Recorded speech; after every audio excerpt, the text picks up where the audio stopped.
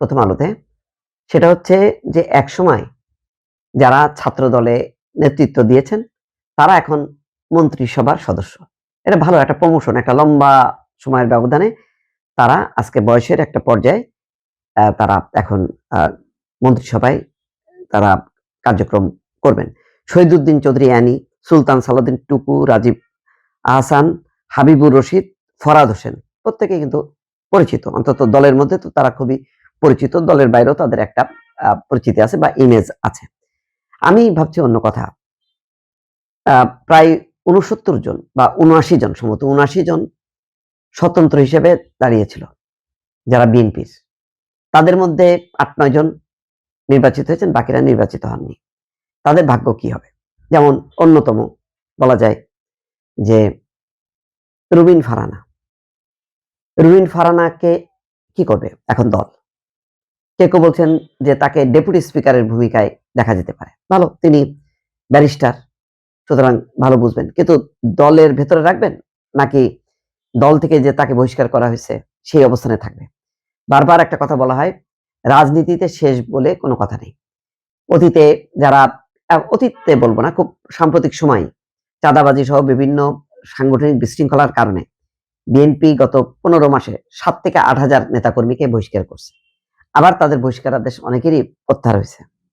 এখন যারা নির্বাচন করেছে দলের সিদ্ধান্ত অমান্য করে, তাদেরকে বহিষ্কার করা হয়েছে আবার নতুন পর্যায়ে। এখন তো সরকার বিএনপির, এখন তাদেরকে ছাড়াও চলতে পারে, কিন্তু এটাও ঠিক, যেমন হাসান মামুন, নুরুল হক নূরের কাছে যিনি পরাজিত হয়েছেন, ধরা হচ্ছিল যে তিনি জিতে যেতে পারেন। তারপরে সাজু, তারপরে নীরব, তাদের ভাগ্য কি হবে? এরা তো প্রত্যেকেই, তাদের বিএনপিতে কন্ট্রিবিউশন আছে এবং তাদের একটা সংগঠন আছে, এবং তারা হারলেও তাদের কিন্তু ভোট বাক্স যথেষ্ট। সাইফুল ইসলাম নীরব বা সাজু, এস এ খালেকের পুত্র, তাদের প্রত্যেকের নিজস্ব একটা বেজ আছে। সেইভাবে কিন্তু যেমন ধরেন তুলির কোনো বেজ নাই, কিন্তু তার প্রতি একটা সহানুভূতি আছে, যে গুমের শিকার তার ভাইয়ের বোন তিনি।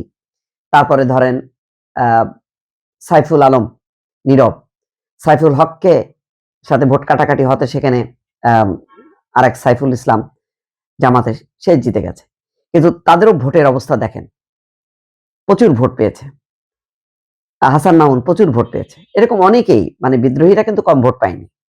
এবং বলা হয় বিদ্রোহের কারণে বা স্বতন্ত্র এমপিদের কারণে অন্তত 22টা আসনে বিএনপি পরাজিত হয়েছে। আরো 22টা আসন হলে তাহলে প্রায় 230-40-এ যে পৌঁছাইতো বিএনপির আসন সংখ্যা।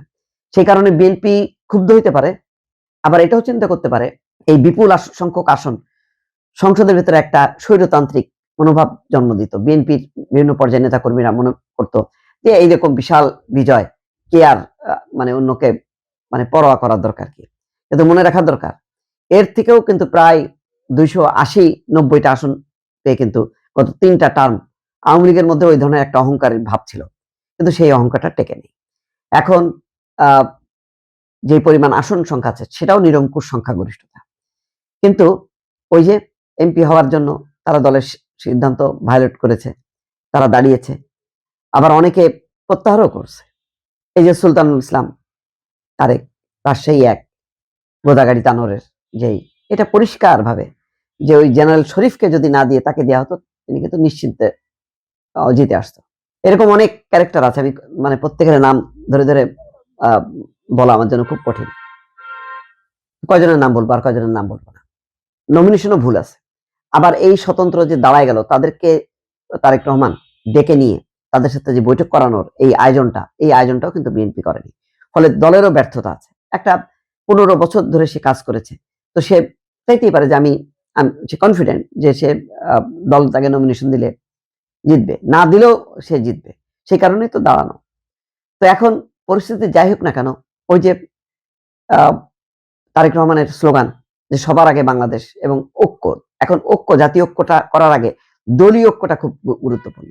সেই কারণে আমার ধারণা যে যারা স্বতন্ত্র, বিএনপির যারা স্বতন্ত্র হয়েছে, তাদেরকে দলে ফিরে নেওয়া দরকার। এক, দলে ফিরে নিয়ে আসলে দলের, কারণ প্রত্যেকে তো তার এলাকায় সে প্রতিনিধিত্ব করে, তাকে দিয়ে যদি প্রতিনিধিত্ব করানো হয় তাহলে ভালো হয়, তাহলে শৃঙ্খলা থাকে। তাহলে প্রত্যেকটা এলাকায় কিন্তু ওই দ্বন্দ্ব সংঘাতটা লেগে থাকবে 9টা-10টা আসনে।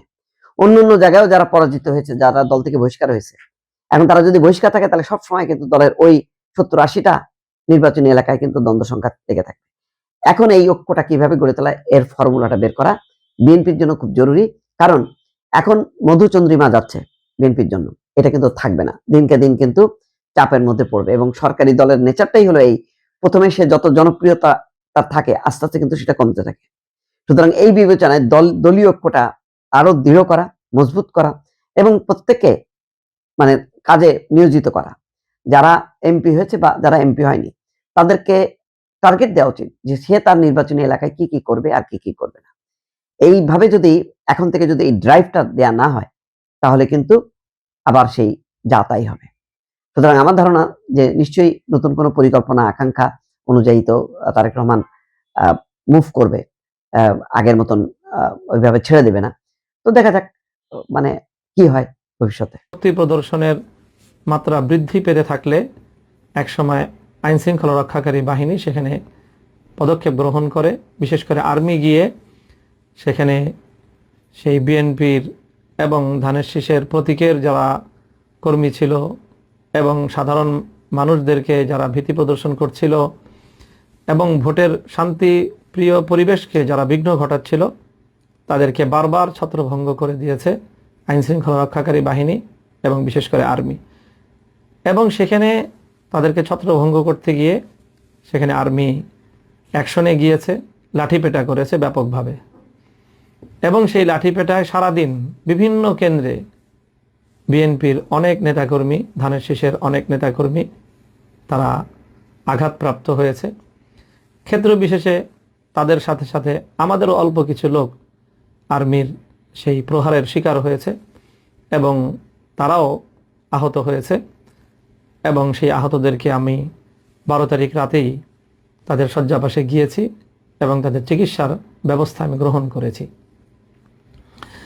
আর্মির এই আক্রমণ এবং তাদের ছত্রভঙ্গ করা, শান্তি শৃঙ্খলা রক্ষার এক পর্যায়ে ওখানে আমাদের লোকজনও যেরকম কিছু আহত হয়েছে, আর প্রায় 90 জন বা তার চেয়েও বেশি সেখানে আক্রান্ত হয়েছে ধানের শীষের নেতাকর্মীরা। কারণ তারাই সকাল থেকে ভোট কেন্দ্র দখল করার এবং ভোটের পরিবেশ নষ্ট করার, ভয়ভীতি প্রদর্শন করার এই সকল সন্ত্রাসী কার্যকলাপগুলো পরিচালনা করছিল। এবং এতে সবচেয়ে বেশি ভূমিকা ছিল রাজেশ খানের। সেই রাজেশ খানের কর্মী বাহিনীর সাথেই আর্মি তাদেরকে ছত্রভঙ্গ করতে গিয়ে